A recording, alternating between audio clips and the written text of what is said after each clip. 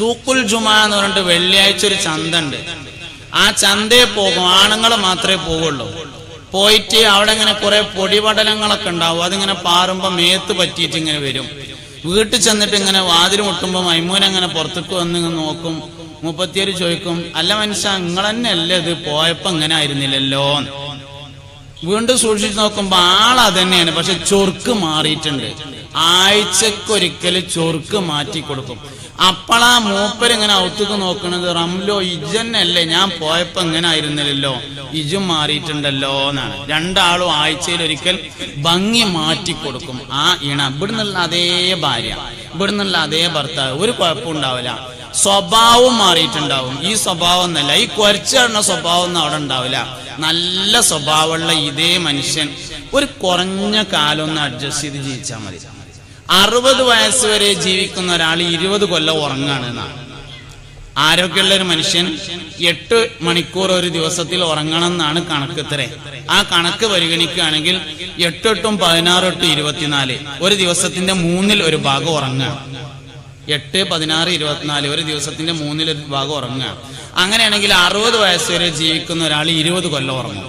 20 40 60 ബാക്കി 40 കൊല്ലം. അതിലിപ്പോ മുഴുവൻ കാലം വിവാഹം കഴിക്കണില്ല, അതിന്റെ മുമ്പ് കുറെ കൊല്ലം, ഒരു 10 കൊല്ലം കൂട്ടിക്കോളി, ഒരു 10 കൊല്ലം അങ്ങനെ കഴിഞ്ഞു പോയി, ബാക്കി ഒരു 30 കൊല്ലം. അതിൽ പിന്നെ കുറച്ച് അങ്ങോട്ടും ഇങ്ങോട്ടൊക്കെ ആയിട്ട് ഇനിയിപ്പോ എത്ര ആയാലും ഒരു 10-30 കൊല്ലം അഡ്ജസ്റ്റ് ചെയ്ത് ജീവിച്ചാല് ഇവിടെയുള്ള അതേ ഭർത്താവിന്റെ പല്ലൊക്കെ നേരാക്കിയിട്ട്, ഇവിടെയുള്ള അതേ ഭാര്യന്റെ കളറും മൂക്കൊക്കെ നേരാക്കിയിട്ട് അവിടുന്ന് കിട്ടും. അതുവരെയാണ് ഈ അഡ്ജസ്റ്റ് ചെയ്യേണ്ടുള്ളൂ. അഡ്ജസ്റ്റ് ചെയ്യാണെന്ന് വെച്ചാൽ തന്നെ വാസ്തവത്തിൽ അഡ്ജസ്റ്റ് ചെയ്യാനല്ല വിവാഹം ചെയ്യാൻ പറഞ്ഞിട്ടുള്ളത്. ഇനി വാദത്തിന് വേണ്ടി അഡ്ജസ്റ്റ് ചെയ്യാണെന്ന് നമ്മൾ സമ്മതിച്ചാൽ തന്നെ ഒരു 10-30 കൊല്ലം ഒന്നും ജീവിച്ചാൽ എല്ലാ നിലക്കും മനോഹരമാക്കിയിട്ട് അള്ളാഹു തആല തിരിച്ചു തരും. അത്രയാണ് നമ്മളോട് ജീവിക്കാൻ വേണ്ടി പറഞ്ഞത്. നമുക്കത് പറ്റൂലെങ്കിലോ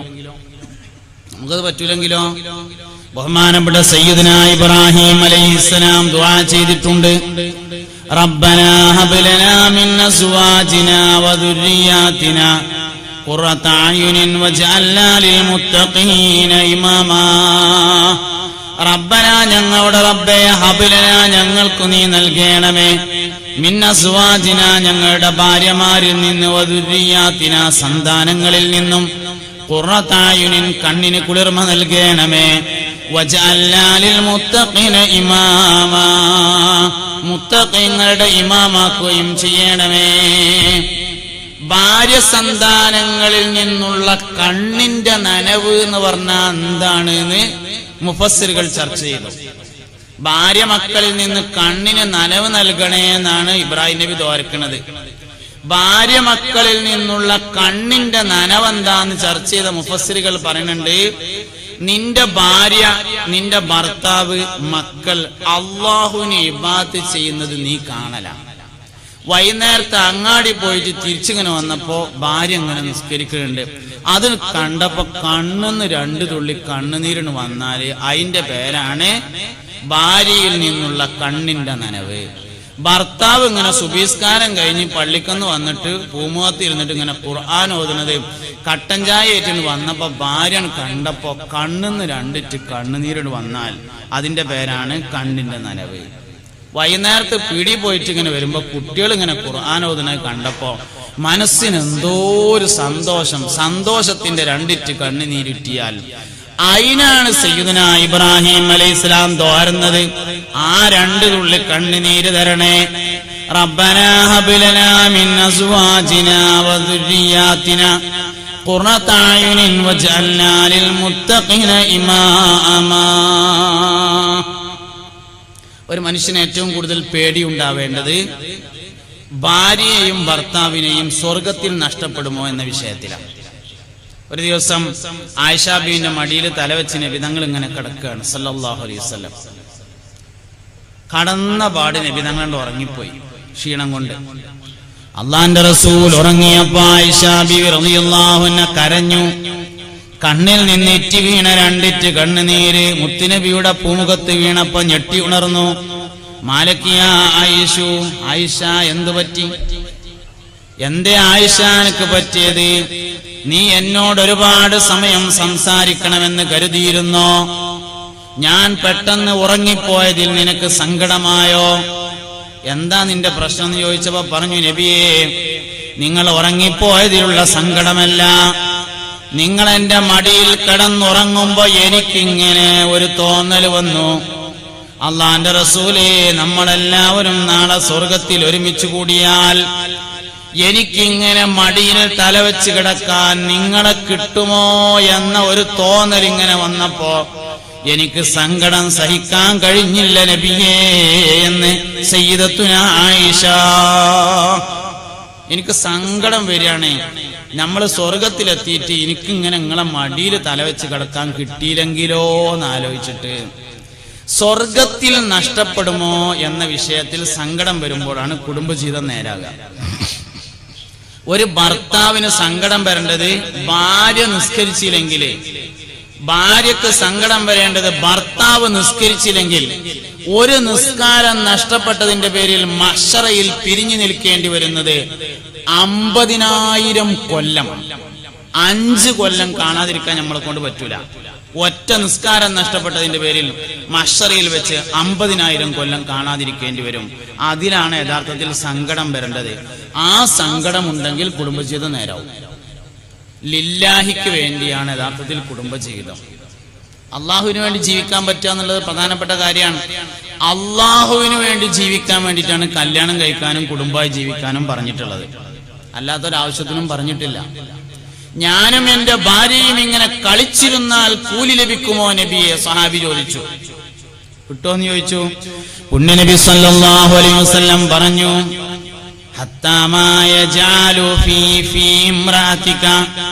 ഭക്ഷണത്തിന്റെ ഒരു ഉരുള നിന്റെ ഭാര്യയുടെ വായിലേക്ക് ഇങ്ങനെ വെച്ചു കൊടുത്താൽ നിന്റെ റബ്ബ് അതിനും നിനക്ക് കൂലി നൽകുന്നതാണെന്ന് മുഹമ്മദ് നബി സല്ലല്ലാഹു അലൈഹി വസല്ലം.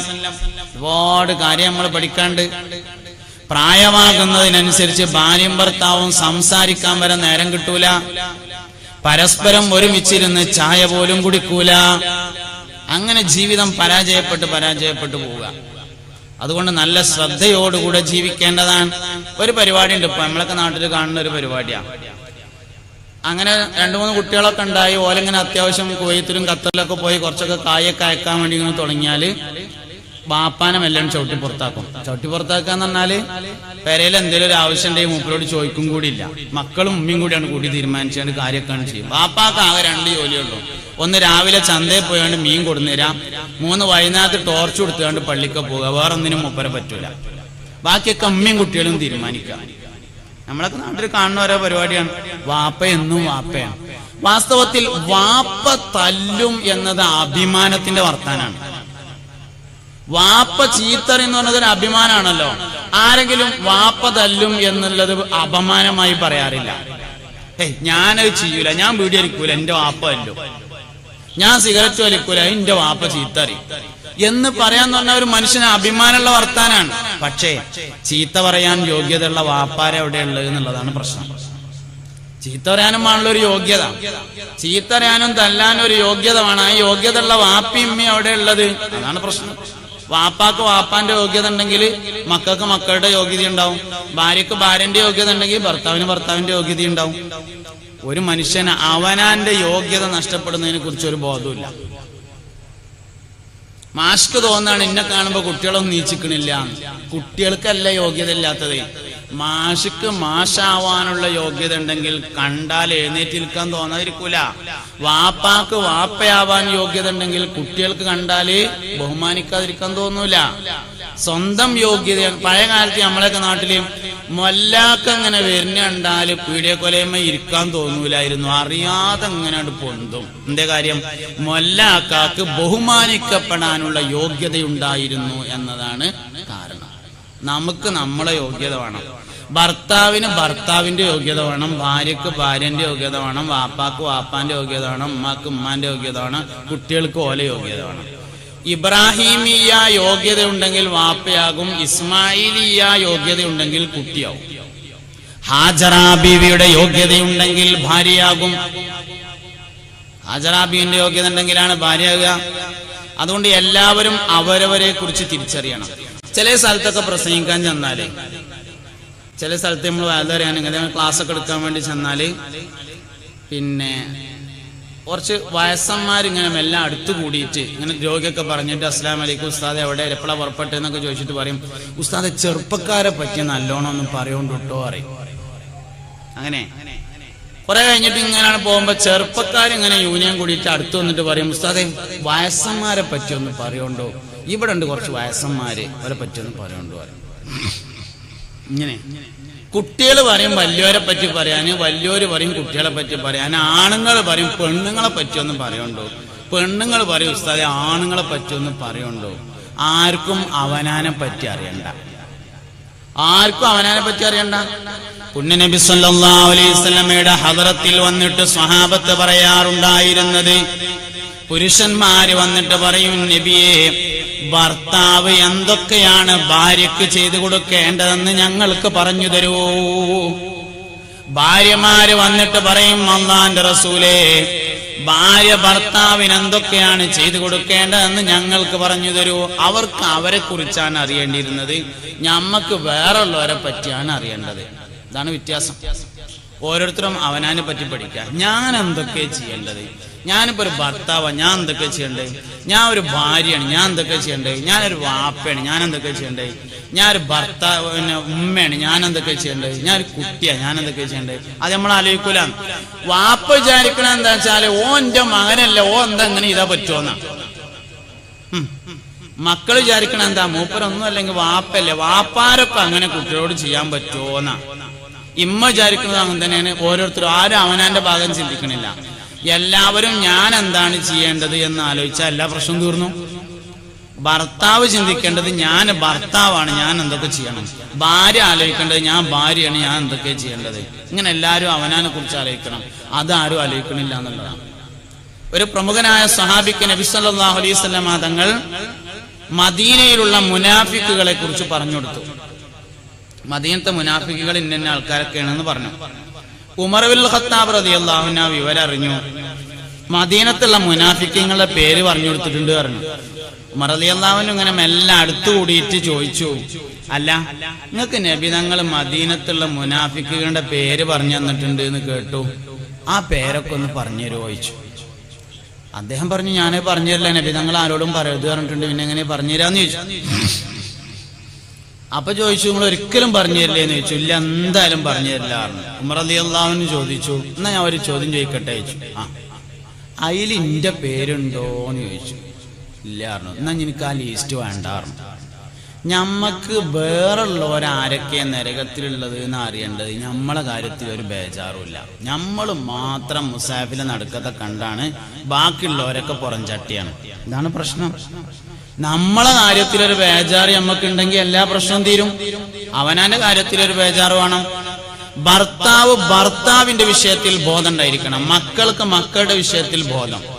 ഒരു ദിവസം നബി സല്ലല്ലാഹു അലൈഹി വസല്ലം തങ്ങളും സഹാബത്തും ഇങ്ങനെ തവാഫ് ചെയ്യുന്ന സമയത്ത് ഒരു മനുഷ്യനെ കണ്ടു.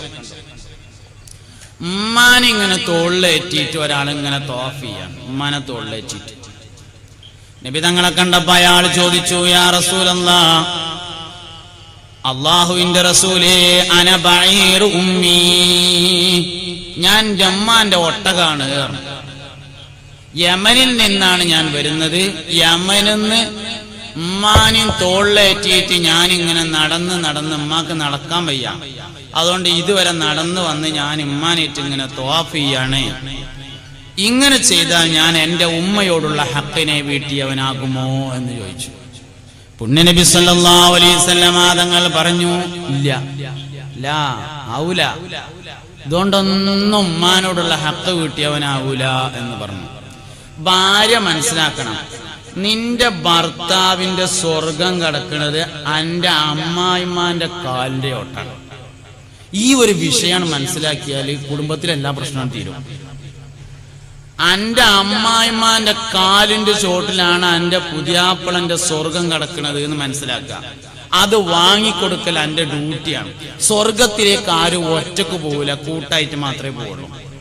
ഒറ്റക്ക് ഇങ്ങനെ അവനാൽ മാത്രമാണ് തടി മനസ്സിലാക്കാം. അംഫുസക്കും വാഹ്ലീക്കും നാറ, അങ്ങനെ ഒറ്റക്ക് പോകുന്നില്ല. വദ്ഖുലീ ഫീ ഇബാദി വദ്ഖുലീ ജന്നതി, സ്വർഗത്തിലേക്ക് പോകാനുള്ള ആളുകളുടെ കൂട്ടത്തിൽ ചേർന്ന് ഒരുമിച്ച് സ്വർഗത്തിലേക്ക് ആനയിക്കുകയാണ്. ഒറ്റക്ക് അങ്ങനെ പോകാൻ കഴിയൊന്നുമില്ല. അതുകൊണ്ട് ഒപ്പം ആള് വേണം. അത് ഇവരൊക്കെയാണ് ഈ ജീവിതം സ്വർഗത്തിൽ ഒരുമിക്കാനുള്ളതാണ്. അതിന് ഭർത്താവിന്റെ ഉമ്മാനെ തൃപ്തിപ്പെടുത്തിയെങ്കിൽ മാത്രമേ സാധ്യമാവുള്ളൂ എന്നൊരു ബോധം ഉണ്ടെങ്കിൽ എല്ലാ പ്രശ്നം തീരും. ഞാൻ പറഞ്ഞ മാതിരി വളരെ കുറഞ്ഞ കാലാണുള്ളത്. ഉമ്മ വാപ്പമാർ പ്രായമെത്തിയാൽ അവരോട് ഉഫിൻ എന്ന് പോലും പറയരുത് എന്ന് പറയും. നമുക്ക് തോന്നും ഓല് മോശമായ പിന്നെ എന്താ കാട്ടുക, ഓലിപ്പ അങ്ങനെ ഇങ്ങനെയൊക്കെ പറഞ്ഞ എന്താ കാട്ടുക. അതുകൊണ്ടാണല്ലോ അങ്ങനെ പറയരുത് എന്ന് പറഞ്ഞത്. അങ്ങനെ പറയുന്നുള്ളത് കൊണ്ടാണ് ഉഫിൻ എന്ന് പറയരുത് എന്ന് പറഞ്ഞിട്ടുള്ളത്. 35 വർഷം ബാക്കിലാണ് അവർ ചിന്തിക്കുന്നത്. നമ്മൾ 35 വർഷം മുമ്പിലാണ് ചിന്തിക്കുന്നത്. നമ്മൾ ചിന്തിക്കുമ്പോൾ ഒരിക്കലും ഓലക്കൊണ്ട് ചിന്തിക്കാൻ പറ്റൂല. ഓലല്ല അഡ്ജസ്റ്റ് ചെയ്യേണ്ടത്, നമ്മളാണ് അഡ്ജസ്റ്റ് ചെയ്യേണ്ടത്. മൻ ഫളല സൗജതുഹു അലാ ഉമ്മിഹി എന്ന് പറഞ്ഞത് പ്രവർത്തനത്തിലല്ല, മനസ്സിലാണ്. ഫളല് നൽകുക എന്ന് പറഞ്ഞാല് പ്രവർത്തനത്തിലല്ല. മൻ ഫളല സൗജതുഹു അലാ ഉമ്മിഹി, ഒരാൾ ഉമ്മയേക്കാൾ ഭാര്യക്ക് പ്രാധാന്യം നൽകിയാൽ എന്ന് പറഞ്ഞത് മനസ്സിലാണ്. മനസ്സിൽ ഒരാൾക്ക് ഉമ്മയേക്കാൾ പ്രാധാന്യം ഭാര്യക്കുണ്ടെങ്കിൽ തന്നെ അവന് ശാപം ഉണ്ടാവുന്ന. അതുകൊണ്ട് മനസ്സിൽ പോലും പറ്റൂല, എന്നിട്ടല്ലേ പ്രവർത്തനത്തിൽ. മനസ്സിൽ പോലും പറ്റാത്ത കാര്യമാണത്. കുടുംബജീവിതം എന്ന് പറഞ്ഞാൽ ശരിക്കും പഠിക്കാനുള്ളത് തന്നെയാണ്. ആകെ പഠിക്കാനുള്ളത് ഒരു കാര്യം മാത്രമേ ഉള്ളൂ, അത് കുടുംബജീവിതമാണ്. പഠിക്കാൻ ആകെ ഒരു വിഷയമുള്ളൂ, അത് കുടുംബജീവിതമാണ്. ഇത്രയും കാലം പഠിച്ചിട്ട് നമുക്കത് മനോഹരമായി കുറച്ചു കാലം കൊണ്ടെടുക്കാൻ പറ്റില്ലെങ്കിൽ പിന്നെ നമ്മൾ എന്തിനാ പറ്റാം. അതുകൊണ്ട് എല്ലാവർക്കും അവരവരെ കുറിച്ചുള്ള ബോധം ഉണ്ടായിരിക്കണം. ഭർത്താവിന് ഞാൻ ഭർത്താവാണെന്നും എന്റെ ഭാര്യനെയും മക്കളെയും സ്വർഗത്തിൽ കൊണ്ടുപോകേണ്ടവരാണ് എന്ന ബോധം ഉണ്ടാവണം. ഭാര്യക്ക് ഞാൻ ഭാര്യയാണെന്നും ഭർത്താവിനെയും കുട്ടികളെയും സ്വർഗത്തിൽ കൊണ്ടുപോകേണ്ട ബാധ്യത എനിക്കുണ്ട് എന്നും ബോധമുണ്ടാവണം. എന്നാ സംഗതിയൊക്കെ ഉഷാറാവും, എല്ലാം ഉഷാറാവും. ബഹുമാനപ്പെട്ട ഖദീജ ബീവി റളിയല്ലാഹു അൻഹ എപ്പോഴും നബി തങ്ങൾ ഇങ്ങനെ ഖദീജ ബീവിനെ പറ്റി പറയും. ഒരാടിനെ അറുത്താല് അതിന്റെ നല്ലൊരു കുറകെടുത്തിട്ട് ഖദീജ ബീവിന്റെ കൂട്ടുകാരികൾക്ക് കൊടുത്തേക്കും. എപ്പോഴും ഇങ്ങനെ ഖദീജ ബീവിനെ പറ്റി പറഞ്ഞ്. അപ്പൊ ഒരിക്കൽ ആയിഷ ബീവി ചോദിച്ചു, അജൂസുൻ കഥാവ കഥ, നബിയെ ഖദീജ എന്ന് പറഞ്ഞത് ഒരു തള്ളയല്ലയോ എന്ന് ചോദിച്ചു. വഖദ് അബ്ദലക്കല്ലാഹു ഖൈറൻ മിൻഹ, അതിനേക്കാൾ ഖൈറായ ഭാര്യമാരെ അള്ളാഹു നിങ്ങൾക്ക് പകരം തന്നിട്ടില്ലയോ നബിയെ എന്ന് ചോദിച്ചു. അപ്പൊ നബി തങ്ങൾ പറഞ്ഞു, മാ അബ്ദലനി അല്ലാഹു ഖൈറൻ മിൻഹ, ഖദീജയേക്കാൾ ഖൈറായ ഒരു പെണ്ണിനെ അള്ളാഹു എനിക്ക് പകരം തന്നിട്ടില്ല. വലദത്തിനി ഇബ്നഹ, ഓളിന്റെ കുട്ടികളമ്മയാണ് എന്ന് പറഞ്ഞു ഹബീബുനാ റസൂലുള്ളാഹി സ്വല്ലല്ലാഹു അലൈഹി വസല്ലം. എന്റെ കുട്ടികളമ്മയാണ് ഖദീജ എന്ന് പറയുന്നത് എന്ന് സയ്യിദുനാ ഹബീബുനാ ത്വാഹ നബി സ്വല്ലല്ലാഹു അലൈഹി വസല്ലം. ഇനി എന്താ അതിലപ്പുറം പറയേണ്ട ഒരു വർത്താനം? 9500 മീറ്റർ ദൂരമുണ്ട് ഖദീജ ബീവിയുടെ വീട്ടിൽ നിന്ന് ജബലുന്നൂർ പർവ്വതത്തിലെ ഹിറാ ഗുഹയിലേക്ക്. 9.5 കിലോമീറ്റർ. നബി സല്ലല്ലാഹു അലൈഹി വസല്ലം തങ്ങൾക്ക് 40ാമത്തെ വയസ്സിൽ നുബുവത്ത് കിട്ടുന്നു. 25ാമത്തെ വയസ്സിൽ ഖദീജ ബീവിയെ കല്യാണം കഴിച്ചു. അപ്പൊ 25ൽ നിന്ന് 40ലേക്ക് 15 കൊല്ലം. വിവാഹം ചെയ്യുമ്പോ ഖദീജ ബീവിക്ക് 40 വയസ്സാണ്. നുബുവത്ത് കിട്ടുമ്പോ ഖദീജ ബീവിക്ക് 55 വയസ്സ്. നബിക്ക് 40, ഖദീജ ബീവിക്ക് 55. ഒറ്റക്കിരുന്ന് ഇബാദത്ത് ചെയ്യണമെന്നൊരാഗ്രഹം ഖദീജ ബീവി അറിയിച്ചു. ആയിക്കോട്ടെ, പറ്റിയ സ്ഥലം കണ്ടുപിടിച്ചോളി എന്ന് പറഞ്ഞു. അങ്ങനെ ജബലുന്നൂർ പർവ്വതത്തിലെ ഹിറാ ഗുഹ നബി തങ്ങൾ കണ്ടുപിടിച്ചു. ഞാൻ അങ്ങോട്ട് പോവുകയാണെന്ന് പറഞ്ഞു. ഗോതമ്പ് മാവും ഈത്തപ്പഴവും ഉപ്പും പച്ചവെള്ളവും ഖദീജ ബീവി തയ്യാറായി കൊടുത്ത് കൊണ്ടുപോകാൻ വേണ്ടിയിട്ട് കൊണ്ടുപോയി. ചില ദിവസങ്ങളിൽ നബി തങ്ങൾ ഇറങ്ങി വരും, എന്നിട്ട് ഈ സാധനങ്ങൾ കൊണ്ടുപോകും. വരാത്ത ദിവസം ഖദീജ ബീവി കൊണ്ടുപോയി കൊടുക്കും. ഉസാമത്ത് ബിൻ സയ്യിദ് റളിയല്ലാഹു അൻഹു പറഞ്ഞു, നബിയെ, ആരാ ഉസാമത്ത് ബിൻ സയ്യിദ്? നബി തങ്ങളുടെ വളർത്തുപുത്രനായ സയ്യിദ് റളിയല്ലാഹു അൻഹുവിന്റെ മകനാണ് ഉസാമ. ഓല വീട്ടിൽ തന്നെയുള്ള ഒരു കുട്ടിയാണ് എന്നർത്ഥം. ഉസാമത്ത് ബിൻ സയ്യിദ് റളിയല്ലാഹു അൻഹു പറഞ്ഞു, ഖദീജ ബീവിയെ വല്യമ്മ ഞാൻ കൊണ്ടുപോയി കൊടുത്തോളാന്ന് പറഞ്ഞു. ജബലുന്നൂർ പർവ്വതത്തിലേക്ക് ഞാൻ കൊണ്ടുപോയി കൊടുക്കാമെന്ന് പറഞ്ഞപ്പോ ബഹുമാനപ്പെട്ട ഖദീജ ബീവി റളിയല്ലാഹു അൻഹ പറഞ്ഞു, എന്റെ ഭർത്താവിന് ഞാൻ തന്നെ ഭക്ഷണം നൽകട്ടെ. പെണ്ണുങ്ങളൊക്കെ നല്ലോണം ശ്രദ്ധിക്കേണ്ട കാര്യമാണ് ഞാൻ ഈ പറഞ്ഞ കേട്ടോ. കുട്ടികളെ വാപ്പ വന്നിട്ടുണ്ട് ചോറ് വിളമ്പി കൊടുത്താളി എന്നല്ല. വാപ്പ പള്ളിക്കുന്ന് വന്നിട്ടുണ്ട് ചോറ് വിളമ്പി കൊടുത്താളി എന്നല്ല. 55 വയസ്സാണ് ഖദീജ ബീവിക്ക്. 9.5 കിലോമീറ്റർ 9500 മീറ്റർ ദൂരമാണ് ഖദീജ ബീവിയുടെ വീട്ടിൽ നിന്ന് ഹിറാ പർവ്വതത്തിലേക്ക്, ഹിറാ ഗുഹയിലേക്കുള്ളത്. ബംഗാളികൾ സ്റ്റെപ്പ് ഉണ്ടാക്കിയതിന് ശേഷം നമ്മളെ കൊണ്ട് കയറാൻ പറ്റൂല. താഴെ എന്നിട്ട് ഇങ്ങനെ മേപ്പിട്ട് നോക്കല, കയറലില്ല. അപൂർവമായി ആരെങ്കിലും കയറാണെങ്കിൽ 10 ഓട്ടം വൈക്ക് നിൽക്കണം. കുപ്പിവെള്ളം കൂടെ വേണം എത്തിയേക്കിന് കുടിക്കാന്, ഇല്ലെങ്കിൽ ജീവൻ പോകും. ആ സ്ഥലത്തേക്ക് 55 വയസ്സുള്ള ഖദീജ ബീവി ഗോതമ്പും മാവും ഈത്തപ്പഴവും ഉപ്പും പച്ചവെള്ളമായിട്ട് പോകുമ്പോ മനസ്സിലുള്ളത് ഇന്റെ പുതിയാപ്പളക്ക് ഞാൻ തന്നെ ചോറ് വിളമ്പി കൊടുക്കട്ടെ എന്നാണ്. അല്ലാതെ കുട്ടികളെ ആണ്ട് വിളമ്പി കൊടുത്താളി വാപ്പ വന്നിട്ടുണ്ട് എന്നല്ല. ഇതിനൊക്കെ എന്നാണോ മാറ്റം വരുന്നത് അന്ന് നമ്മൾ നേരാവും. നമ്മൾ ചെയ്യണ്ടേ നമ്മൾ തന്നെ ചെയ്യണം. വെയ്യാത്തവരെ കുറിച്ച് ഞാൻ പറയണില്ല. വെയ്ക്കണോരെന്തിനായി ചെയ്യണത്? ഒരല്പം വെയ്ക്കുമെങ്കിൽ നമ്മൾ ചെയ്യേണ്ട കാര്യം നമ്മൾ തന്നെ ചെയ്യണം. വയ്യാത്തതിന് വേറൊരാളെ ഏൽപ്പിക്കാം, വൈക്കണ ഒരു കാര്യത്തിന് വേറൊരാളെ ഏൽപ്പിക്കരുതല്ലോ. പലപ്പോഴും നമ്മൾ അങ്ങനെ ചെയ്യുന്നത്. ഭാര്യ ചെയ്യേണ്ടത് ഭാര്യയും, ഭർത്താവ് ചെയ്യേണ്ടത് ഭർത്താവും, വാപ്പ ചെയ്യേണ്ടത് വാപ്പയും, ഉമ്മ ചെയ്യേണ്ടത് ഉമ്മയും ചെയ്താൽ സംഗതി ആരായി?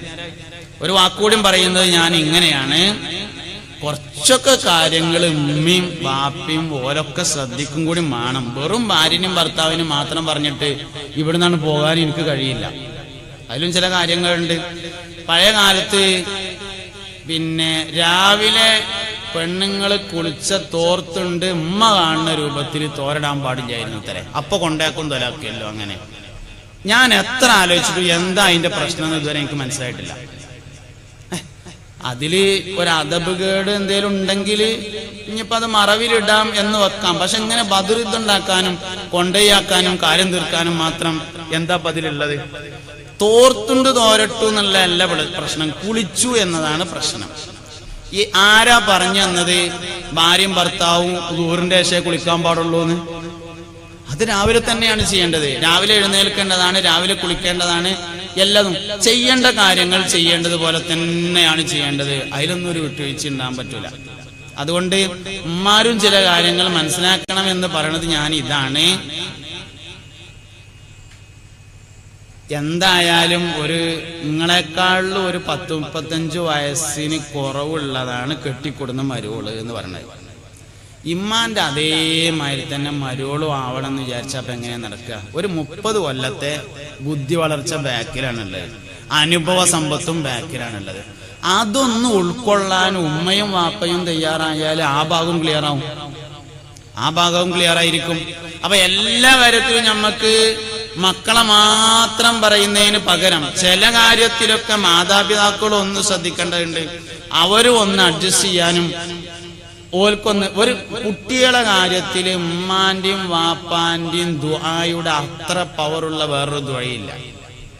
ഇമാം ബുഖാരി റളിയല്ലാഹു അൻഹു ജന്മന കണ്ണ് കാണാത്ത മനുഷ്യനായിരുന്നു. ബഹുമാനപ്പെട്ട ബുഖാരി ഇമാമിന്റെ ഉമ്മ ദോരന്ന് കുട്ടികളുണ്ടായതാണ്. അല്ല, കണ്ണ് കഴിച്ചിട്ടിയതാണ്, ദോരന്നിട്ട്. ഞാൻ പറഞ്ഞെന്താ വെച്ചാൽ നമ്മളെ കുട്ടികൾക്ക് വേണ്ടി നമ്മളെ എത്ര ദുആ ചെയ്യാറുണ്ട് എന്നതാണ് പ്രശ്നം. കേടായിട്ട് ദുആ ചെയ്യുന്നതിന് പകരം നല്ലതുകൊണ്ട് തോരന്നാല് മാതാപിതാക്കളുടെ ദുആ കുട്ടികൾക്ക് വേഗത്തിൽ ഇജാബത്തുള്ളതാണ്. നമ്മളെ കുട്ടി നന്നായ നമ്മൾ പറയും 5ാം ക്ലാസ് പൊതുപരീക്ഷയൊക്കെ പാസ്സായി റബീഉൽ അവ്വലിന് സർട്ടിഫിക്കറ്റ് ഒക്കെ വാങ്ങി സ്വർണ്ണ മെഡലൊക്കെ കിട്ടി സമ്മാനം കിട്ടുമ്പോൾ ഓന്റെ കുട്ടിയാണെന്ന് പറഞ്ഞ് കുപ്പായൊക്കെ നേരാക്കും. എന്തേലും വേണ്ടാത്ത കുരുത്തക്കെട് കാട്ടിയാൽ ഓന്റെ കൂട്ടുകെട്ടൊക്കെ മോശമായി എന്ന് പറയും. നന്നായ നമ്മളെ കുട്ടിയായതുകൊണ്ടും കുരുത്തക്കേട് കാട്ടിയാൽ കൂട്ടുകെട്ട് മോശമായതുകൊണ്ടും എന്നാണ് നമ്മളെ വെപ്പ്. അങ്ങനല്ല, നന്നായതും അന്റെ കുട്ടിയായതുകൊണ്ട് തന്നെയാണ്, കേടെന്നതും അന്റെ കുട്ടിയായതുകൊണ്ട് തന്നെ. നന്നാക്കിയതും ജന്നെയാണ്, കേടിയെത്തിയതും ജന്നെ. അതുകൊണ്ട് വേറൊരാളെ കുറ്റം പറയാനൊന്നും കരുതി നിൽക്കണ്ട. മക്കളെടുത്ത് എന്തെങ്കിലും അബദ്ധം ഉണ്ടെങ്കിൽ അതിന്റെ ഉത്തരവാദികൾ മാതാപിതാക്കൾ തന്നെയാണ്. ലോക ചരിത്രത്തിൽ ഉമ്മ നോക്കിയ എല്ലാ കുട്ടിയും നല്ല മനുഷ്യന്മാരായിട്ടുണ്ട്. ഉമ്മാര് നോക്കിയ കുട്ടികളെ വലിയ മനുഷ്യന്മാരായിട്ടുള്ളൂ എന്നുള്ളതാ ശരി. അമ്പിയാക്കളെ തന്നെ പരിശോധിച്ചാൽ ഒരുപാട് നബിമാര്, സയ്യിദുനാ ഇബ്രാഹിം അലൈഹിസ്സലാമിനെ ഉമ്മയാ നോക്കിയത്, മൂസ നബി അലൈഹിസ്സലാമിനെ ഉമ്മയാ നോക്കിയത്, ഈസ നബി അലൈഹിസ്സലാമിനെ ഉമ്മയാന്ന് എന്തിനാ അങ്ങോട്ടൊക്കെ പോണത്? മുഹമ്മദ് നബി സല്ലല്ലാഹു അലൈഹി വസല്ലം തങ്ങളെ ഉമ്മയാണ് നോക്കിയിട്ടുള്ള, വാപ്പ നോക്കിയിട്ടില്ല. അതും 6 വയസ്സ് വരെ നോക്കിയത്. മര്യാദക്ക് നോക്കുകയാണെങ്കിൽ 6 വയസ്സ് വരെ നോക്കിയാൽ മതി എന്ന് മനസ്സിലാവുന്നുണ്ട്. അല്ലെങ്കിൽ നബി തങ്ങളെ ഉമ്മാനെ 6-ാം വയസ്സിൽ കൊണ്ടുപോകേണ്ട ആവശ്യമില്ലല്ലോ. അപ്പൊ ഉമ്മാര് മര്യാദക്ക് നോക്കാത്തതാ പ്രശ്നം. നേരങ്ങത്തിൽ നോക്കുകയാണെങ്കിൽ 6 വയസ്സ് വരെ നോക്കിയാൽ തന്നെ മതിയാവും. ഉമ്മ നോക്കിയല്ല, ഗൗസുല്ലാമിനെ ഉമ്മ നോക്കിയതാണല്ലോ. കളവ് പറയല്ല എന്നുമ്മ ചൊന്നാരെ കള്ളന്റെ കയ്യിലെ പൊന്നി കൊടുത്തോവറ്. ഗൗസുല്ലാമിനെ ഉമ്മ നോക്കിയതാ. അൽ ഉമ്മുഹിയ അൽ മദ്രസത്തുൽ ഉല, ഉമ്മയാണ് 1ാമത്തെ മദ്രസ. അതുകൊണ്ട് കുട്ടികൾ കേടന്നാൽ ഉത്തരവാദിത്തം ഉമ്മാക്കും വാപ്പാക്കും തന്നെയാണ്, വേറെ ആർക്കുമല്ല, വേറെ ഓർക്കുമല്ല. അതുകൊണ്ട് പരസ്പരം അങ്ങോട്ടും ഇങ്ങോട്ടും അറിഞ്ഞ് ഓരോരുത്തരും അവരവരുടെ ഉത്തരവാദിത്തത്തെ കുറിച്ച് ബോധം ഉണ്ടാവണം, മറ്റുള്ളവരുടെ ഉത്തരവാദിത്തത്തെ കുറിച്ചല്ല. ഞാന് സാലിം ഫൈസി എന്ന് പറഞ്ഞ ആള്, ഞാന് എന്റെ വാപ്പാന്റെ കുട്ടിയാണ് എന്നുള്ള നിലക്ക് മകന്റെ ഉത്തരവാദിത്തത്തെ കുറിച്ചുള്ള ബോധം എനിക്കുണ്ടാവണം. ഭാര്യയുടെ ഭർത്താവാണ് എന്ന നിലക്ക് ഭർത്താവിന്റെ ഉത്തരവാദിത്തത്തെ കുറിച്ചുള്ള ബോധം ഉണ്ടാവണം. എനിക്കുണ്ടാകേണ്ട ബോധം എന്റെ ഉത്തരവാദിത്തത്തെ കുറിച്ചാണ്, അല്ലാതെ ഭാര്യയുടെ ഉത്തരവാദിത്തത്തെ കുറിച്ചല്ല എനിക്ക് ബോധം ഉണ്ടാകേണ്ടത്. ഭാര്യക്ക് ഉണ്ടാകേണ്ടത് ഭർത്താവ് ചെയ്തു തരേണ്ട കാര്യങ്ങളെ കുറിച്ചുള്ള ബോധമല്ല, ഭാര്യ എന്തൊക്കെയാണ് ചെയ്യേണ്ടത് എന്നതിനെ കുറിച്ചുള്ള ബോധമാണ്. അതുകൊണ്ട് ഓരോ മനുഷ്യരും അവരവരെ കുറിച്ച് ബോധമുള്ളവരായി തീരുക എന്നതാണ് എനിക്കിവിടെ വെക്കാനുള്ള ഏറ്റവും പ്രധാനപ്പെട്ട നിർദ്ദേശം. ഞാൻ പറഞ്ഞത് സ്വർഗത്തിൽ നിന്ന് തുടങ്ങി സ്വർഗത്തിൽ അവസാനിക്കുന്ന പുണ്യമായ ഇബാദത്താണ് നിക്കാഹ്. അതുകൊണ്ട് ആ നിലക്ക് തന്നെ അതിനെ കാണാനും അതിനെ അനുഷ്ഠിക്കാനും നമുക്ക് കഴിയണം. നമ്മൾ ചെയ്യുന്ന എല്ലാ പ്രവർത്തനങ്ങൾക്കും അല്ലാഹു തആല നമുക്ക് കൂലി തരും, എല്ലാവരും കൂലി തരും. നമ്മളിൽ എത്ര പേർക്ക് അറിയും മുറ്റം അടിച്ചു വാരിയാൽ ഈമാൻ കൂടുമെന്ന്? മുറ്റടിച്ചു വാരിയാൽ ഈമാൻ കൂടും. എന്താ കാരണം? അന്നവാഫത്ത് മിനൽ ഈമാൻ എന്ന് ഹദീസിലുണ്ട്. വൃത്തി ഈമാന്റെ ഭാഗമാണ് എന്ന് ഹദീസിലുണ്ട്. വൃത്തി ഈമാന്റെ ഭാഗമാണ്. ബാത്റൂം കഴുകിയാൽ ഈമാൻ കൂടും. ഈമാൻ കൂടുന്ന ഒരു അമലാണ് ബാത്റൂം കഴുകലെങ്കിൽ അതിന് നമ്മൾ എന്തിനാ വേറൊരാളെ കാത്തിക്കുന്നത്? നമ്മകൻ ചെയ്താൽ പോരെ. ആർക്കാ അപ്പൊ ഈമാൻ കിട്ടിയാത്തേക്ക? ഒരു മനുഷ്യനും ഈമാൻ കിട്ടിയാത്തേക്കില്ലല്ലോ. അതുകൊണ്ട് അത് നമ്മളാണ് ചെയ്താൽ മതി. എല്ലാ കാര്യങ്ങളും അങ്ങനെ തന്നെയാണ്. അന്നദാഫത്തു മിനൽ ഈമാൻ അത്തഹൂറു ശത്റുൽ ഈമാൻ. ഇങ്ങനെ ഹബീബുന റസൂലുള്ളാഹി സ്വല്ലല്ലാഹു അലൈഹി വസല്ലം എല്ലാ വിഷയങ്ങളും നമ്മളെ പഠിപ്പിച്ചു തന്നിട്ടുണ്ട്. അതുകൊണ്ട് സ്വർഗത്തിൽ ഒരുമിച്ച് കൂടാനുള്ള സ്വർഗീയമായ ഒരു അമലായി പരിശുദ്ധമായ കുടുംബജീവിതത്തെ നമ്മൾ കാണണം. മൻ അറാദ അൻ യുബ്സത ലഹു ഫീ റിസ്ഖിഹി വയൻസഅ ലഹു ഫീ അസരിഹി ഫൽയസ്ൽ റഹിമഹു. പരിശുദ്ധമായ എല്ലാ ദിവസങ്ങളിലെയും പ്രധാനപ്പെട്ട ഇബാദത്തായി കുടുംബബന്ധം ചേർക്കുന്നതിനെ കുറിച്ച് പറയും. ഇപ്പൊ പെരുന്നാളിന്റെ ഇബാദത്തുകളിൽ ഏറ്റവും പ്രധാനപ്പെട്ട ഒരു കാര്യമാണ് സിലത്തുർ റഹം എന്ന കുടുംബബന്ധം ചേർക്കല്. ഒരു സഹാബി ചോദിച്ചു, നബിയെ, ഞാൻ അങ്ങോട്ട് നേരങ്ങത്തിലാണ്, ഓല് ഇങ്ങോട്ട് നേരങ്ങത്തിലല്ലെങ്കിലോ എന്ന് ചോദിച്ചു. ഞാൻ അങ്ങോട്ട് നേരങ്ങത്തിലാ, പക്ഷെ ഓല് ഇങ്ങോട്ട് നേരങ്ങത്തിലല്ല, അപ്പോഴോ എന്ന് ചോദിച്ചു. നബി സല്ലല്ലാഹു അലൈഹി വസല്ലം തങ്ങൾ പറഞ്ഞു, ഫകഅന്നമാ തുസിഫുഹുൽ മല്ല, ഓല് ചൂടുള്ള വെണ്ണൂർ തിന്നുന്ന മനുഷ്യന്മാരായി മാറി എന്ന് പറഞ്ഞു. ഓല് തിജി തിന്നണേന് നമ്മളെന്താ കാട്ടുക? ഇജ്ജ് തിന്ന് തിന്നുണ്ടാന്നർത്ഥം. എന്നാ നീ ചെയ്യുന്നതാണ് ശരി. മറ്റൊരാളെ മാറ്റാൻ നമുക്ക് കഴിയില്ല, ഞമ്മക്ക് മാറാനേ കഴിയുള്ളൂ. ഞാൻ ഈ പറഞ്ഞങ്ങൾ നല്ലോണം മനസ്സിലാക്കണം. ഒരാളെ മാറ്റാൻ നമുക്ക് ഒരിക്കലും കഴിയില്ല. ഒരാടിനെ കൊടുന്നിട്ട് നല്ലൊരു ഒരു ബക്കറ്റില് കഞ്ഞിവെള്ളവും പുണ്ണാക്കും ഒക്കെ കൂടി കലക്കിയിട്ട് ആടിന്റെ തല ഇങ്ങനെ പിടിച്ച് താത്തി കൊടുക്കാനേ പറ്റുള്ളൂ. വലിക്കല് ആടന്നെ വലിക്കണം, എന്നാലേ ഈ സംഗതി മേലക്കണ് കയറുള്ളൂ. വേറൊരു മനുഷ്യനെ നന്നാക്കാനോ അഡ്ജസ്റ്റ് ചെയ്യാനോ നമുക്ക് കഴിയില്ല. നമുക്ക് നന്നാവാനും നമുക്ക് അഡ്ജസ്റ്റ് ചെയ്യാനുമേ സാധ്യമുള്ളൂ. എപ്പോഴും ശൈത്താന്റെ ഒരു പരിപാടിയുണ്ട്. എന്താ ശൈത്താന്റെ പരിപാടി അറിയങ്ങള്? ന്യായം പറഞ്ഞു തരിക എന്നൊരു പരിപാടി. ഒരു വയസ്സനും ഒരു കുട്ടിയും തമ്മിൽ തെറ്റി. ഒരു ചെറിയ കുട്ടി ഒരു വയസ്സനും തമ്മിൽ തെറ്റി. എന്നാല് ശൈത്താൻ അങ്ങനെ കുറച്ച് കഴിഞ്ഞതിന് ശേഷം വയസ്സന്റെ അടുത്ത് വന്നിട്ട് പറയും, എന്തായാലും ഇപ്പൊ നിങ്ങളൊരു വയസ്സനല്ലേ, ആ കുട്ടി നിങ്ങളോട് ചെയ്തത് ഒരിക്കലും ശരിയായില്ല എന്ന് പറയും. അപ്പൊ മൂപ്പർക്കും തോന്നും, അത് ശരി തന്നെ, ഞാനൊരു വയസ്സൻ തന്നെയാണ്, ആ കുട്ടി ചെയ്തത് ശരിയായില്ല. കുട്ടികൾ അതേ ശൈത്താൻ പിന്നെ ചെല്ലും. എന്നിട്ട് പറയും, എന്ത് എന്തായാലും അയാൾ നാളും പ്രായമൊക്കെ ഉള്ള കുറെ അനുഭവ സമ്പത്തൊക്കെ ഉള്ള ഒരു മനുഷ്യനല്ലേ, അയാൾ എന്നോട് ഈ ചെയ്തത് ശരിയായില്ല, ഇജ്ജൊരു ചെറിയ കുട്ടിയല്ലേ എന്നറിയാം. അപ്പൊ കുട്ടിക്കും തോന്നുന്നത് അത് ശരിയാ, ഞാൻ ഒരു ചെറിയ കുട്ടിയാണ്, അയാൾ ചെയ്തത് ശരിയായില്ല. എപ്പോഴും മറ്റോര് ചെയ്തത് ശരിയായില്ല എന്നാണ് നമ്മക്ക് തോന്നല്, നമ്മൾ ചെയ്തത് ശരിയായില്ല എന്ന് തോന്നലില്ല. എന്ന് നമ്മൾ ചെയ്തത് ശരിയായില്ല എന്ന് തോന്നാൻ പറ്റുമോ അന്ന് നേരാവും, ഏത് മനുഷ്യനും നേരാവും. ഇപ്പൊ ഖുർആനിലെ ആദം സന്തതികളെ ബഹുമാനിച്ചിരിക്കുന്നു എന്ന് പറഞ്ഞൊരായത്തുണ്ട്. വലക്കത് കറംന ബനി ആദമ, ആദമിന്റെ മോനെ ബഹുമാനിച്ചിരിക്കുന്നു. വാസ്തവത്തിൽ മനുഷ്യനെ ബഹുമാനിച്ചിരിക്കുന്നു എന്നാണ് അതിന്റെ താല്പര്യം. മനുഷ്യൻ എന്നതിന് ഖുർആനിൽ വേറെ വാക്കുണ്ടല്ലോ. ഖുർആനില് ഇൻസാന്, നാസ്, ബഷർ തുടങ്ങിയ വാക്കുകളൊക്കെ മനുഷ്യൻ എന്നതിന് ഖുർആൻ ഉപയോഗിച്ചിട്ടുണ്ട്. പിന്നെന്തിനാ ആദം സന്തതിയെ ബഹുമാനിച്ചിരിക്കുന്നു എന്ന് പറഞ്ഞത്? ബഹുമാനത്തിന്റെ കാരണം ആദം വല്ലിപ്പാന്റെ മകനായി എന്നതാണ് ബഹുമാനത്തിന്റെ കാരണം. ആദം വല്ലിപ്പാന്റെ മക്കളെന്നല്ലേ ഇപ്പൊ നമ്മളെല്ലാരും. പിന്നെന്താ പവിത്ര പറയാനുള്ളത്? അത് പറയാൻ മാത്രമുണ്ട്. ഓൻ വാപ്പാന്റെ കുട്ടിയാണ് എന്ന് പറയപ്പോ വാപ്പാന്റെ സ്വഭാവം ഉണ്ടായാല് നിങ്ങൾ ശ്രദ്ധിക്കണേ. വാപ്പാന്റെ കുട്ടിയാണ് എന്ന് പറയും, വാപ്പാന്റെ സ്വഭാവം ഉണ്ടായാല്. ആദം വല്ലിപ്പാന്റെ മോനായാൽ ബഹുമാനം ഉണ്ടാവും എന്ന് പറഞ്ഞാൽ ആദം വല്ലിപ്പാന്റെ സ്വഭാവം ഉണ്ടായാൽ. എന്താ ആദം വല്ലിപ്പാന്റെ സ്വഭാവം എന്ന് അറിയാം നിങ്ങൾക്ക്? ആദം വല്ലിപ്പാനോട് സ്വർഗത്തു നിന്ന് അല്ലാഹു തആല ഒരു കനി പറിക്കരുതെന്ന് പറഞ്ഞു. അപ്പൊ എന്ത് ചെയ്തു? ഹവ്വാ ബീവി റളിയല്ലാഹു അൻഹയെ പിശാച് ശിപ്പാക്കിയിട്ട് ആ മരത്തുമ്മ കയറി. ഖുർആൻ അത് മറന്നിട്ട് ചെയ്തതാണ്. ഫലം യജിദ് ലഹു അസ്മ എന്നതിനെ കുറിച്ച് പറയുകയും ചെയ്തു. ആദം നബി സ്വർഗത്ത് നിന്ന് ഭൂമിക്ക് പോയി.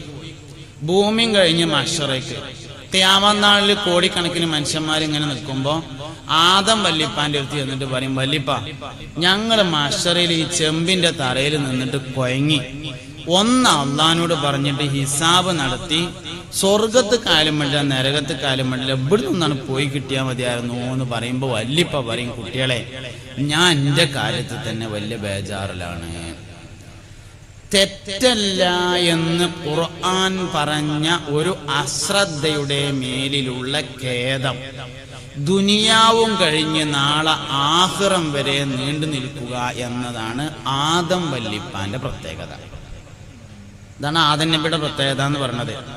വാസ്തവത്തിൽ നമ്മളൊരു 100% ചെയ്യാൻ പാടില്ലാത്തൊരു കാര്യം ചെയ്താലും 24 മണിക്കൂറിനുള്ളിൽ ശൈത്താൻ അതിന്റെ ന്യായം പറഞ്ഞു തരും.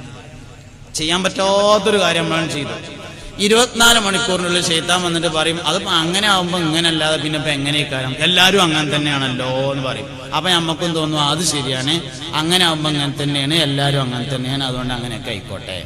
തൗബ ചെയ്യാൻ വരെ തോന്നൂല എന്നുള്ളത് നമ്മളൊരു വലിയ പരാജയമാണ്. ഒരു വേണ്ടാത്തൊരു കാര്യം ചെയ്താൽ അപ്പൊ തന്നെ എന്റെ അടുത്ത് അബദ്ധം പറ്റി സാരല്ല എന്ന് പറയുകയാണെങ്കിൽ എത്ര നന്നായിരുന്നു. പക്ഷെ അത് ചെയ്യാൻ തോന്നൂല. എന്നുള്ളതാണ്. സമയം വൈകുന്നതിനനുസരിച്ച് ചെയ്യാൻ തീരെ തോന്നാതെയാവും. 24 മണിക്കൂറിനുള്ളിൽ പിശാച് അതിന്റെ ന്യായങ്ങൾ കൊണ്ടുവന്നു തരും എന്നതാണ്.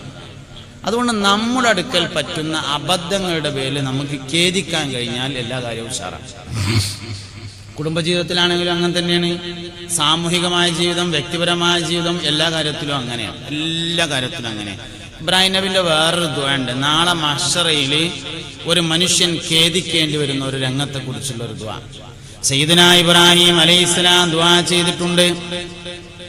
പടച്ചോനെ റബ്ബിലാ തുഹ്സിനി ഹീന യുബാസൂൻ യൗമ ലാ യൻഫഉ മാലും വലാ ബനൂൻ ഇല്ലാ മൻ അത്തല്ലാഹ ബിഖൽബിൻ സലീം. അല്ലാഹുവേ ലാ തുഹ്സിനി, എന്നെ നീ ടെൻഷനാക്കരുതേ.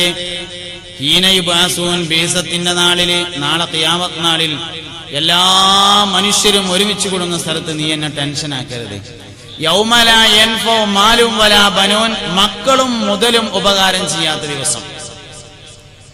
ഇല്ലാ മൻ അത്തല്ലാഹ ബിഖൽബിൻ സലീം, ഖൽബുൻ സലീമോടുകൂടെ അള്ളാഹുവിന്റെ അടുക്കൽ ചെന്നവനല്ലാതെ, നോക്കി എല്ലാരും നോക്കി, ഖൽബുൻ സലീമോടുകൂടെ അള്ളാഹുവിന്റെ അടുക്കൽ ചെന്നവനല്ലാതെ മക്കളും മുതലും ഉപകാരമില്ലാത്ത ദിവസം എന്നെ നീ ടെൻഷനാക്കരുതേ. എന്ന് പറഞ്ഞാല് മക്കളും മുതലും ഉപകാരം ചെയ്യൂലെന്നല്ല, അങ്ങനല്ല ഉള്ളത്. മക്കളും മുതലും ഉപകാരം ചെയ്യുമെന്നു തന്നെയാണ്. ആർക്ക്? ഇല്ലാമൻ അത്തല്ലാഹ ബിഖൽബിൻ സലീം, ഖൽബുൻ സലീമോടുകൂടെ അള്ളാഹുവിന്റെ അടുക്കൽ ചെന്നവന് ഉപകാരം ചെയ്യുമെന്നാണ്. നമുക്കിപ്പോ എന്തിനാ കുട്ടികള്? നമുക്ക് കുറെ കുട്ടികളുണ്ടല്ലോ, എന്തിനാ കുട്ടികള്? അപ്പൊ നമ്മളെ കൽബി നമ്മളോട് ആദ്യം പറയുന്നത് വയസ്സാവുമ്പോ നോക്കാൻ എന്നാണ്. ഫസ്റ്റ് പറയാതാണ്, പ്രായമാകുമ്പോൾ നോക്കാൻ എന്നാണ്. വാസ്തവത്തിൽ നമ്മൾ ആലോചിച്ച് നോക്കുക, പ്രായമാകുമ്പോൾ നോക്കാൻ ഒരു കുട്ടിയുടെ ആവശ്യം അല്ലാഹു തആലക്ക് ഉണ്ടോ? ഇല്ലല്ലോ. നമ്മൾ കുട്ടിയായപ്പോൾ നമ്മളെ നോക്കിയ അല്ലാഹു തആല. നമ്മളെ ഉമ്മ നോക്കാൻ തുടങ്ങിയത് എപ്പോഴാ? പുറത്തേക്ക് വന്നതിന്റെ ശേഷമാണ്. ഒരു മനുഷ്യൻ ആദ്യമായി കണ്ണു തുറന്നു നോക്കുന്നത് ഉമ്മാന്റെ ഗർഭപാത്രത്തിൽ വെച്ചാണ്. ആദ്യമായിട്ട് വെള്ളത്തിലാണ് കണ്ണു തുറക്കുന്നത്. ഉമ്മയുടെ ഗർഭപാത്രത്തിൽ ഒരു കുട്ടി വെള്ളത്തിലാണ് കിടക്കുന്നത്. ഇനി ഒരു കുട്ടി ഉണ്ടാകുക എന്ന് പറഞ്ഞാൽ തന്നെ ഒരു വലിയ സംഭവമുണ്ട്. ഒരു കുട്ടി ഉണ്ടാകുക എന്ന് പറഞ്ഞാൽ എങ്ങനെ? ഒരു സമയത്ത് സ്രവിക്കപ്പെടുന്ന ഇന്ദ്രിയത്തിൽ കോടിക്കണക്കിന് ബീജങ്ങൾ ഉണ്ടാവും.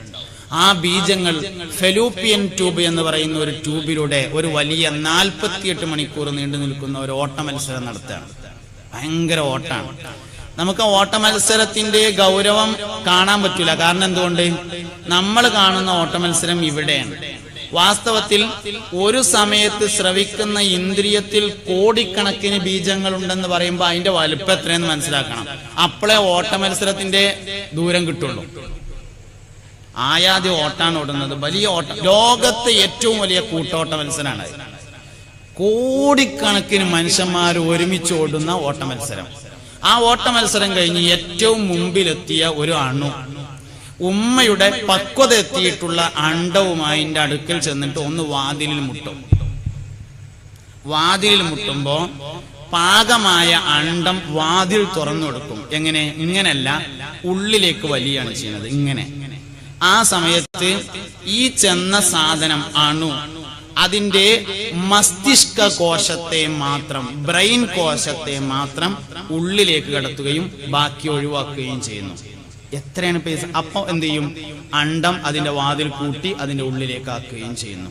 ഈ പറഞ്ഞ സാധനമാണ് ഇപ്പൊ ഈ നീച്ചെന്ന് പ്രസംഗിക്കണ ഞാൻ എന്ന് പറഞ്ഞ സാധനം.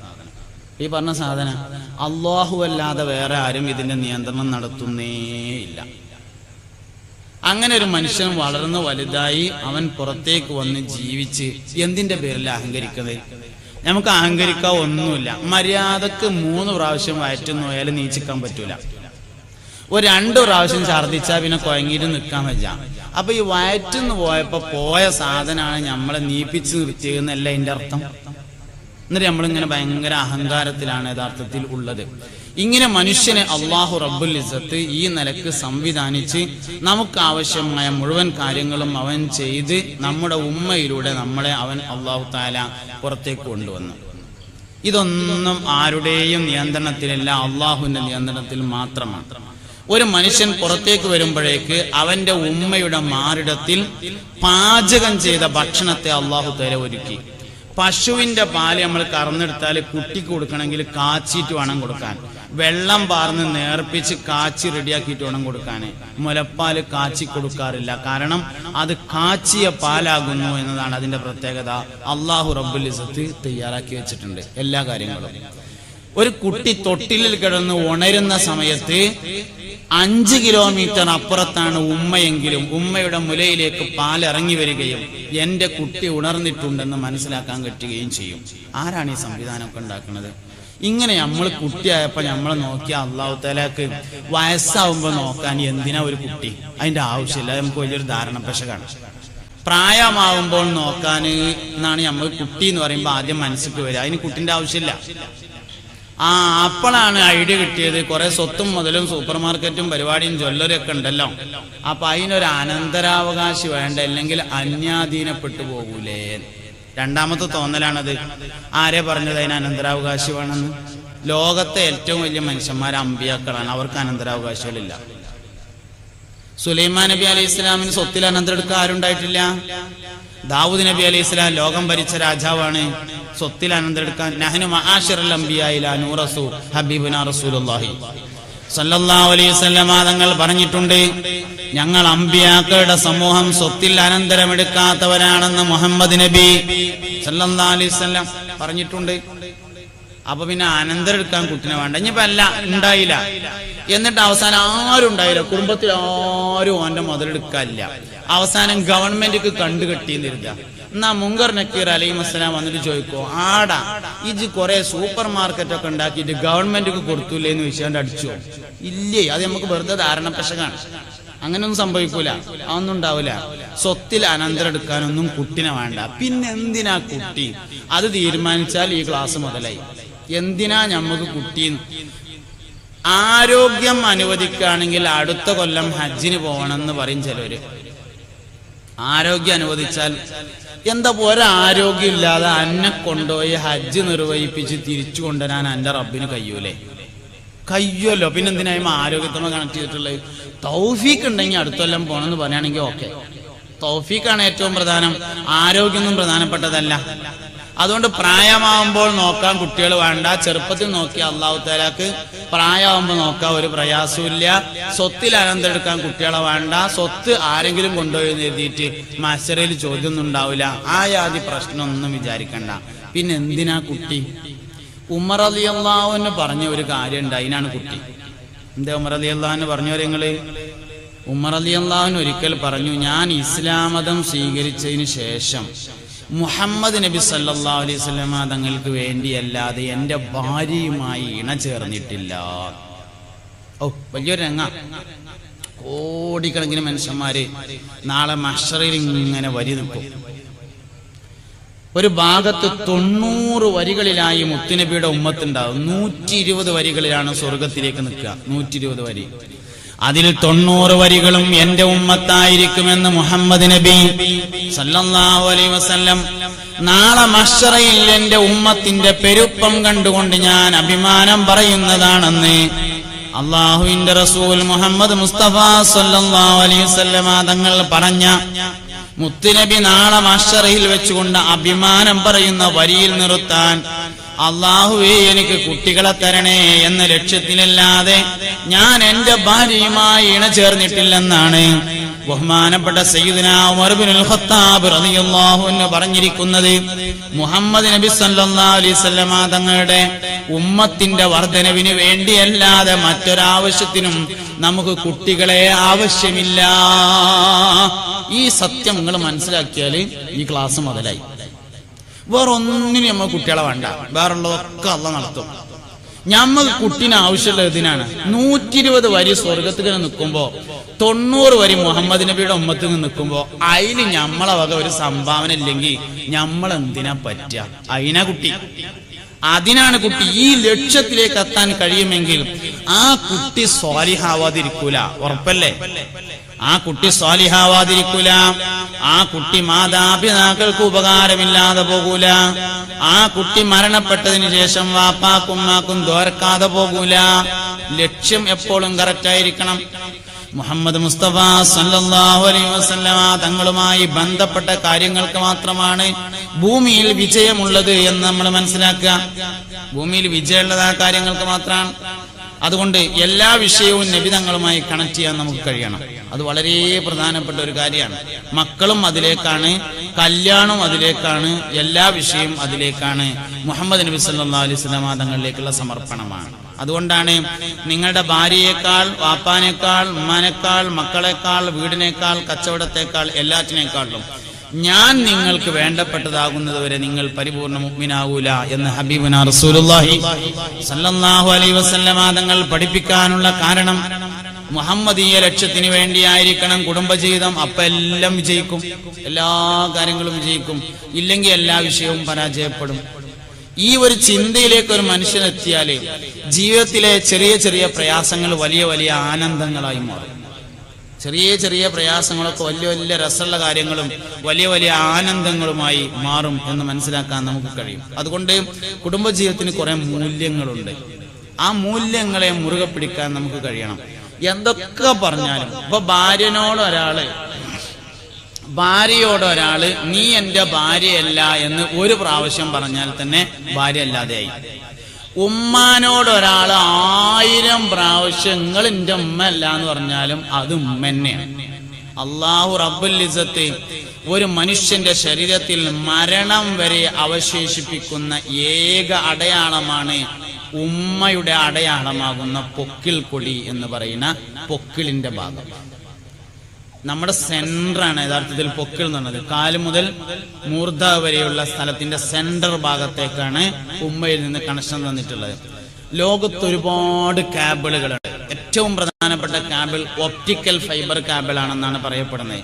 നമ്മളിങ്ങനെ റോഡിൽ കൂടെ ഇങ്ങനെ പോകുമ്പോൾ കല്ലിങ്ങനെ കുഴിച്ചിട്ടിട്ട് പച്ചയും ചുവപ്പൊക്കെ പെയിന്റ് ചെയ്തിട്ട് OFC എന്ന് എഴുതിയിട്ടുണ്ടാവും. Optical fibre cable.